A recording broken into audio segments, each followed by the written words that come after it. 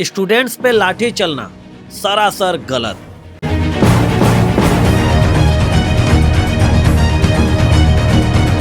Students को मारना, पीटना, घसीटना, आंसू गैस के गोले छोड़ना घनघोर अपराध।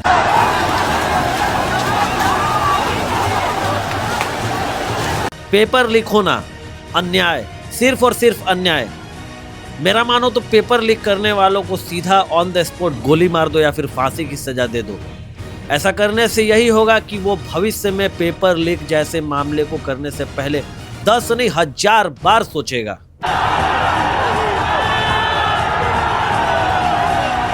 सीजेपी यानी कॉकरोच जनता पार्टी का डिमांड, धर्मेंद्र प्रधान यानी शिक्षा मंत्री का इस्तीफा। नमस्कार दोस्तों, मैं हूं नीरज नगरवाला और आप देख रहे हैं विचार झारखंड। हमारे विचार झारखंड चैनल के वीडियोस के नीचे कमेंट बॉक्स में मैसेजेस में बहुत सारे ऐसे मैसेज आ रहे हैं कि आप प्रोटेस्ट पे क्यों नहीं कुछ बोल रहे हो। प्रोटेस्ट पे तभी ज़्यादा बोलना अच्छा रहता है जब हम ऑन ग्राउंड वहाँ मौजूद रहते हैं। इससे पहले सोनम वांगचुक जी के अनशन पे जो उन्होंने भूख हड़ताल किया था, हम उसकी पूरे दिल से कद्र करते हैं और उस पर हमने वीडियोस भी बनाए कि कम से कम वो 59-60 साल का व्यक्ति जो है वो अनशन पे बैठे हैं तो उनका सुना जाए। जो पेपर लीक्स होते हैं निश्चित ही वो घनघोर अपराध है, वो अन्याय है स्टूडेंट के साथ। हर बार, हर समय, हर महीने अगर समझ लिए तो पेपर लीक होते हैं, हर साल पेपर लीक होते हैं। सरकारें किसकी भी हो, पेपर लीक होता ही होता है। ये पेपर लीक करने वालों की गलती नहीं है, ये गलती है सरकार की, जहां पे पेपर लीक करने वाले लोगों को सख्त सजा नहीं मिलता। पेपर लीक करने वाले लोगों के खिलाफ अच्छे से कार्रवाई नहीं होती, उनको वैसा सजा नहीं मिलता है जहां पे वो पेपर लीक करने से पहले या फिर ऐसे समझिए कि रेप करने से पहले वो 10 नहीं 1000 बार सोचे। हमारे भारत में 2 ही ऐसे चीज है जिसके लिए सख्त कानून बनानी चाहिए सरकार को, जहां पे पेपर लीक पहला और रेप दूसरा। अगर पहले दूसरे की बात करें तो यहाँ कंपटीशन नहीं चल रहा है। रेप और पेपर लीक दोनों एक ही तरीके से अपराधी जो करते हैं वो अपराधी होते हैं। पेपर लीक होने के बाद भी स्टूडेंट्स की जान जाती है, रेप के बाद भी जान जाती है। इन दोनों मामलों में जितना जल्दी हो सके सरकार को सख्त नियम लाना चाहिए, ताकि ये करने से पहले कोई भी व्यक्ति, इस देश का कोई भी व्यक्ति कहीं का भी हो, कहीं का भी, कोई भी स्टेट, जिला कहीं का भी हो, वो 10 नहीं 1000 बार सोचे।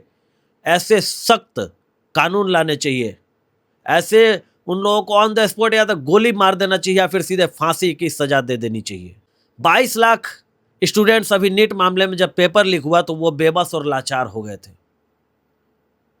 फिर से री नीट एग्जाम हुआ, रिजल्ट भी आया, सब कुछ ठीक था, लेकिन जिनका पिछला एग्जाम अच्छा गया वो किस ट्रॉमा से गुजर रहे हो। नीट के एग्जाम के बाद कितने लड़कों ने सुसाइड किया, उसका क्या। जो प्रोटेस्ट चल रहा है, बेशक वो प्रोटेस्ट पेपर लीक के मामले को लेकर है, शिक्षा मंत्री धर्मेंद्र प्रधान जी के रेजिग्नेशन को लेकर है, लेकिन इसी प्रोटेस्ट में कई सारे उपद्रवी भी मौजूद हैं, जहां पे वो पीसफुल प्रोटेस्ट को कोई और ही रूप देने चले हैं। उससे इन सीजेपी वालों को बचना है। कई सारे लोग स्टेज पे हैं, कुछ भी बोले जा रहे हैं, इनसे भी सीजेपी वालों को बचना है। सबसे पहले उनको भाषा का जो प्रयोग, जिसके भी हाथ में वो माइक थमा रहे हैं, सोच समझ के उन्हें माइक देना चाहिए। जो पॉलिटिकल पार्टीज को वो सपोर्ट नहीं चाहते थे, बावजूद उसके पॉलिटिकल पार्टीज का सपोर्ट मिल रहा है, इससे भी उन्हें बचना है। और अगर सच बोला जाए तो ये सिर्फ पेपर लीक का मामला नहीं है, ये सालों का खुन्नस, सालों का गुस्सा है, जहां पे महंगाई, बेरोजगारी और ना जाने ऐसी कितने सारे मुद्दे जो स्टूडेंट ने फेस किए हैं। अब स्टूडेंट जाग चुका है, निश्चित ही भारत का हर वो यूथ जाग चुका है। अब जो हमारे नेता है ना, वो यूथ पे बेवकूफ़ों जैसे वो करके राजनीति नहीं कर सकते। यहाँ का यूथ जाग चुका है, वो सवाल करना भी जानता है, जवाब मांगना भी जानता है। वो आपको जैसे उस कुर्सी पे बिठा सकता है, उस कुर्सी पे रेजिग्नेशन भी मांग सकता है। सीजेपी का प्रोटेस्ट जिस तरीके से चल रहा है देश में, समझिए कि इस प्रोटेस्ट ने प्रधानमंत्री तक को हिला डाला। इससे पहले बहुत सारे आंदोलन हुए, किसानों का आंदोलन हुआ, चाहे वो शाहीन बाग में आंदोलन हुआ, बहुत सारे आंदोलन हुए, लेकिन प्रधानमंत्री ने कभी आके वीडियो नहीं बना के पोस्ट किया था। 23 जुलाई की रात यानी 24 जुलाई 12 बजे रात में एक वीडियो 2 मिनट 55 सेकंड का प्रधानमंत्री का आता है, जहां पे वो अक्सर अपने भाषण में, अपने मीटिंग्स में, अपने जो भी उनके बयान रहते हैं उसमें वो प्रिय बंधु प्रिय मित्रों कहे जाते हैं, लेकिन कल के वीडियो में फ्रेंड्स था।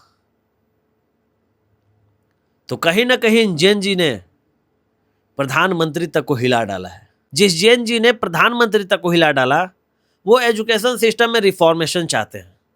देखिए, एजुकेशन सिस्टम में अगर रिफॉर्मेशन होगा तो जितने लोग जंतर मंतर पे हैं उसमें से आधे लोग छट जाएंगे, क्योंकि हमारे देश में देखिए ना, एक तरीके से रिजर्वेशन भी बहुत अलग अलग किस्म के हैं।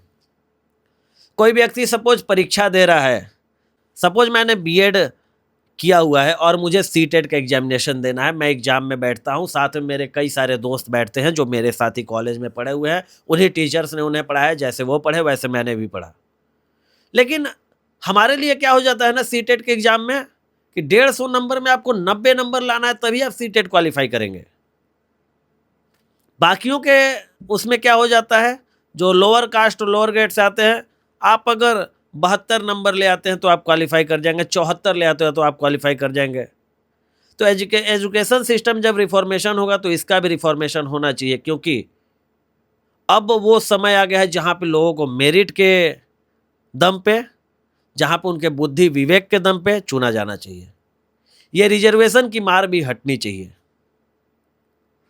तो जो रेप करते हैं, जो पेपर लीक करते हैं, उनके लिए सख्त कानून लाना चाहिए।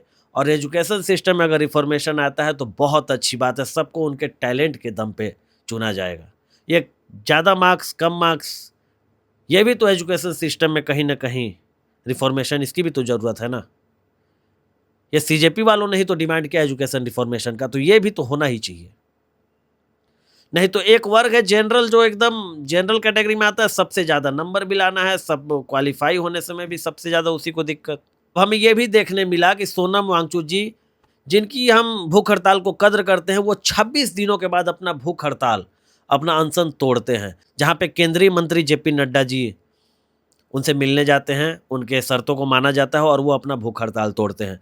वहीं दूसरी तरफ सीजेपी पार्टी के प्रेसिडेंट अभिजीत दीपके का भी बयान आता है कि वो सोनम वांगचुक जी के भूख हड़ताल से सहमत है, उनकी वो तारीफ भी करते हैं, लेकिन वो कहते हैं कि जब तक शिक्षा मंत्री धर्मेंद्र प्रधान रिजाइन नहीं करेंगे, कॉकरोचेस वहां पे जंतर मंतर पे बैठे रहेंगे।